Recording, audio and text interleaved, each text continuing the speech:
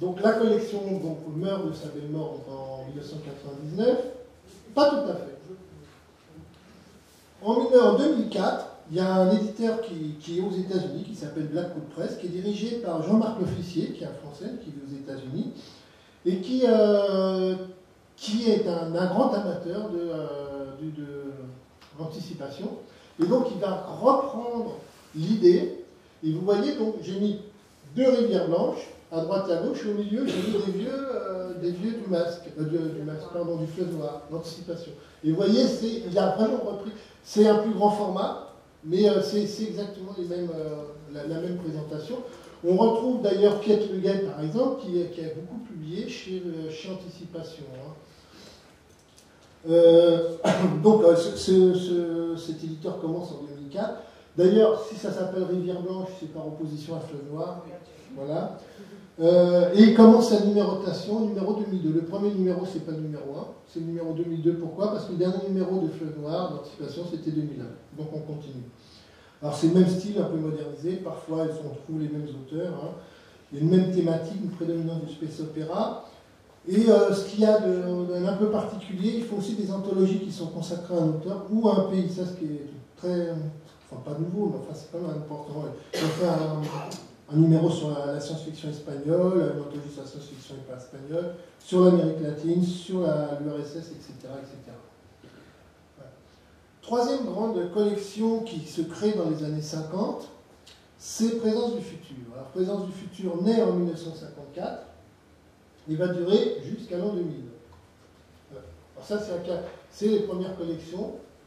Les premières éditions, la première couverture. Ah, vous voyez, c'est très stylisé. Hein, ça peut inviter au rêve. Parce que quand j'avais vu ça j'étais dans l'espace. Enfin bon. Donc, c'est publié par De Noël. Entre 1954 et 2000, ils vont publier 633 titres. Ça a d'abord été dirigé par Robert Kanters, qui est un critique de théâtre, jusqu'au milieu des années 70. Puis Albert Kanters qui avait dit plusieurs fois dans des interviews qu'il détestait la science-fiction. C'était un peu curieux, mais bon. Malheureusement pour lui, il va décéder. Donc il va être remplacé par Elisabeth Gilles, qui va faire un très gros travail de directrice de collection.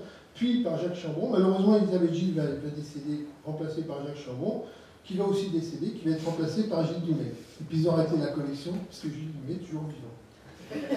Mais en plus, c'est un grand directeur de collection. Si Gilles Dumais, ils vont faire une... Donc c'est une collection qui se veut une collection de haute tenue. Hein. Elle fait de la science-fiction, mais aussi un peu de fantastique, et même elle fait de l'insolite. Par exemple, ils vont publier Le pays qui n'a pas d'étoile de Pierre Véry, ou des livres de Steinberg qui sont plus de l'insolite que vraiment de la science-fiction. Lovecraft aussi, oui, non, mais il y a aussi beaucoup de fantastique. Dès l'origine, ils vont commencer d'abord par les grands classiques anglo-saxons. Le numéro 1 de la collection, c'est Chroniques martiennes de Ray Bradbury. Et Chroniques martiennes de Ray Bradbury va avoir tellement de succès que c'est ce titre qui est vendu régulièrement à plusieurs milliers d'exemplaires chaque année qui va porter la collection jusqu'en l'an 2000. Parce qu'il y a des fois, ils avaient des creux financiers, mais il y avait les Chroniques martiennes qui permettaient de survivre. Ils vont aussi publier donc Une étoile m'a dit ou Martien Gaume de Frédéric Braun, du Lovecraft, Alfred Bester, Richard Matheson. Bon, je ne vais pas tous vous les citer parce qu'il y en a beaucoup. Ils vont publier aussi dès le départ de beaucoup de Français. Jean-Louis Bocquet, Jean-Louis Curtis, qui ne sont pas spécialement des écrivains de science-fiction, mais qui ont écrit des romans de science-fiction ou de fantastique.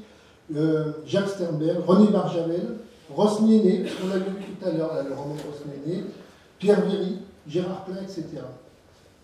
À partir de 1965, apparaissent de nouveaux auteurs, tournés vers une science-fiction plus récente. C'est-à-dire qu'on va voir apparaître Jim Ballard, dont j'ai parlé tout à l'heure, John Brunner ou Kurt Vonnegut Jr.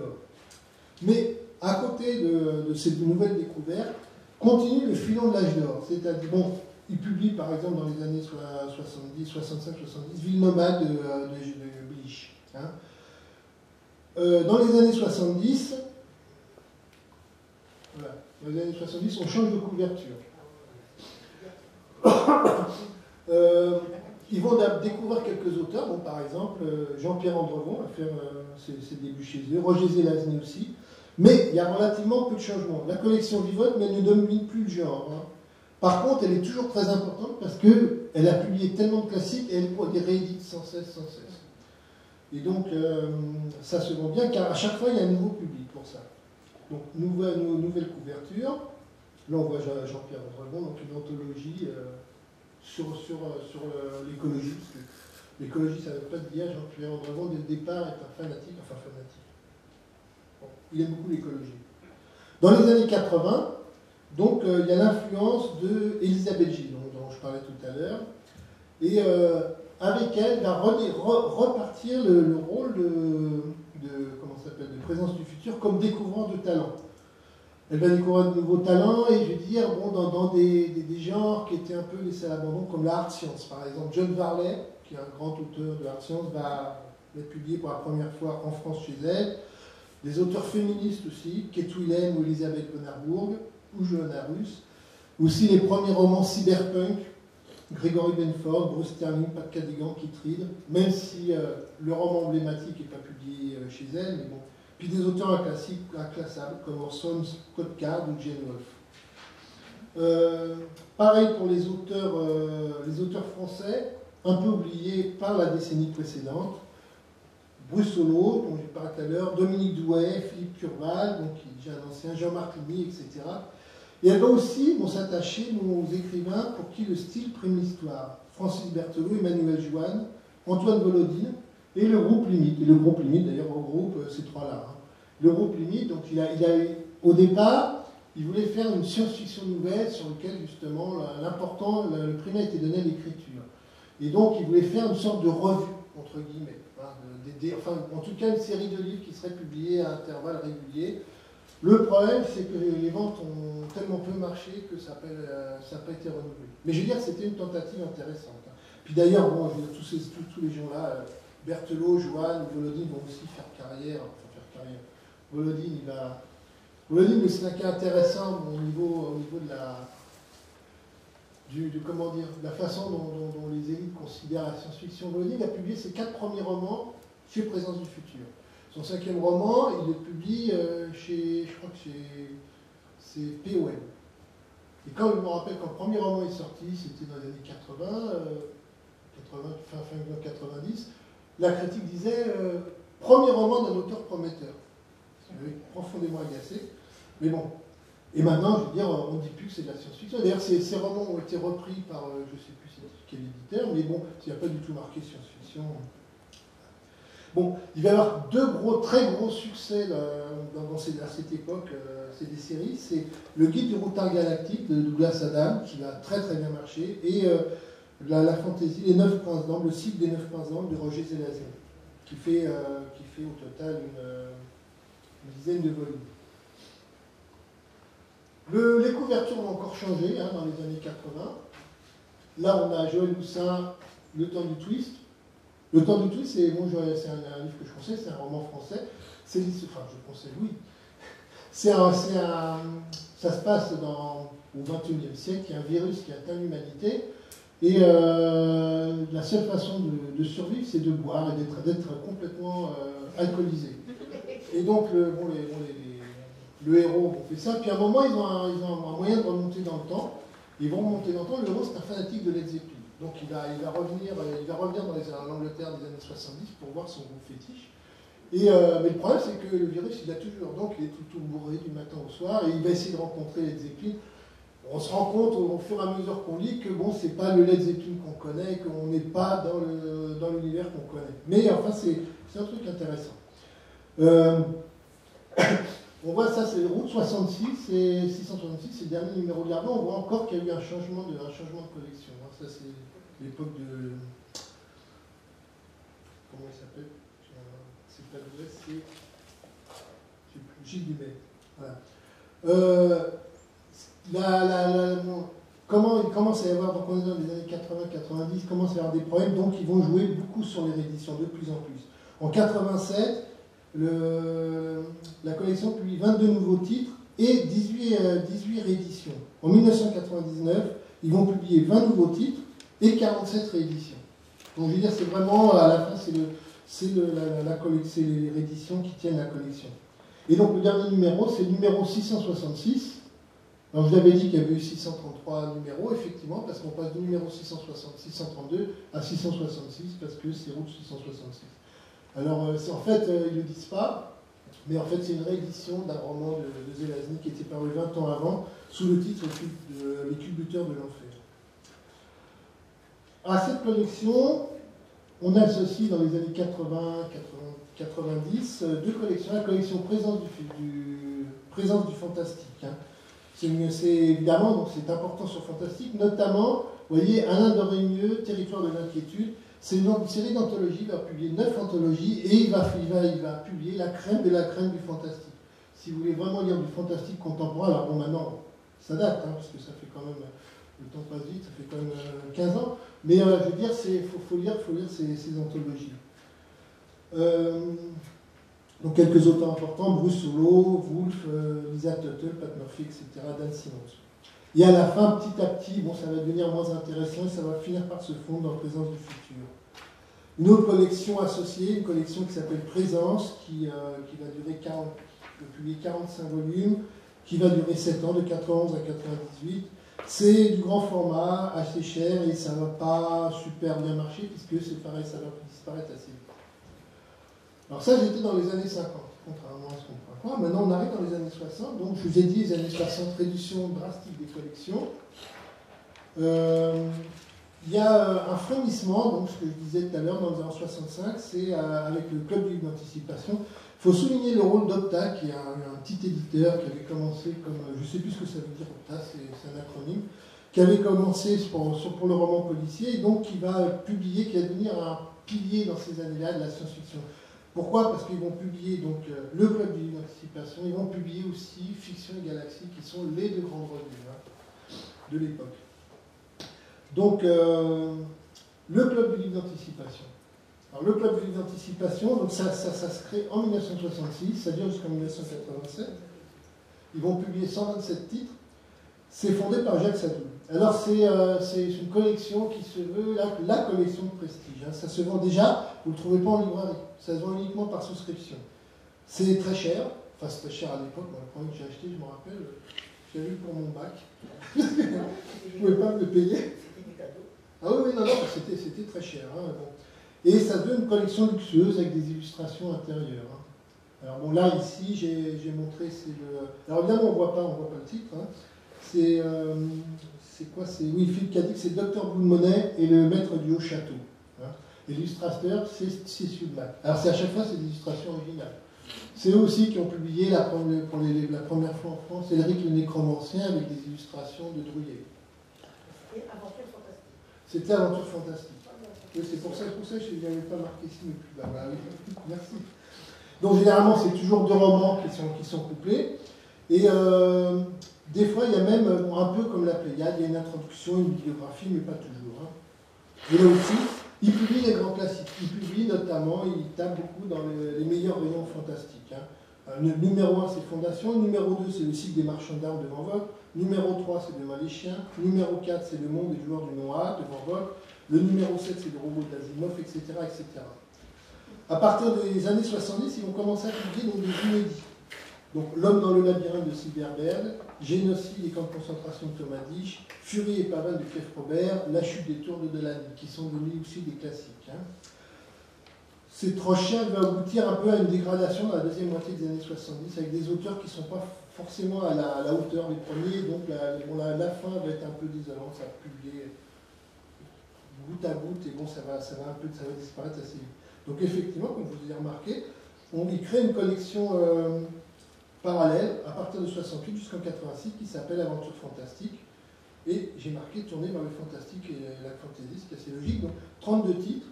Et là aussi, donc, au départ aussi, des rééditions classiques, du Maurice Leblanc, du Dracula de Bram Stoker ou du Gaston Leroux.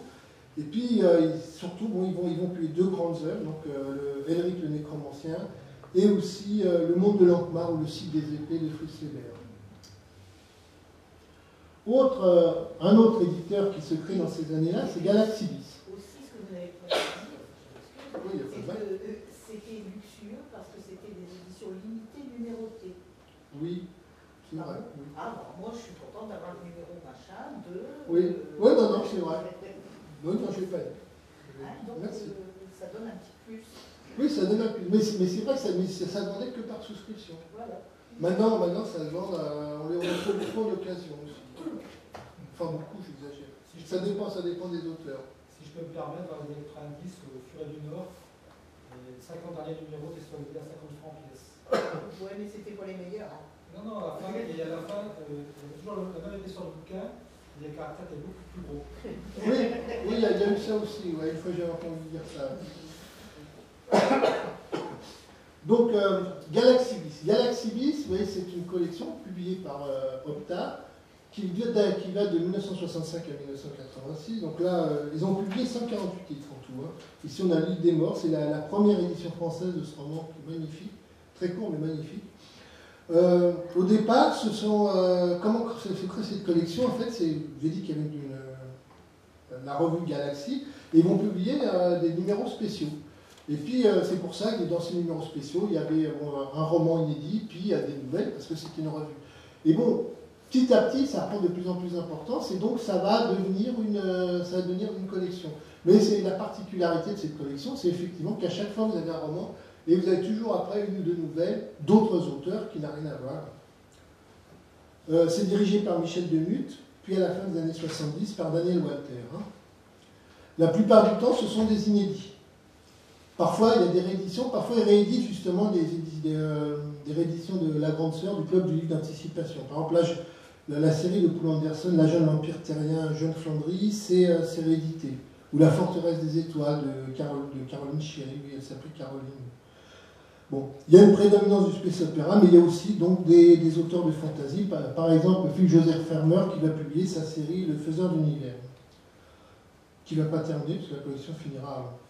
Au départ, vous avez des grands Américains, et comme Asimov, Van Vogt, Simak, Dick, Farmer, Vance. Puis dans les années 70, des auteurs moins connus, mais des auteurs intéressants. C'est ce qu'on appelle des petits noms. Hein.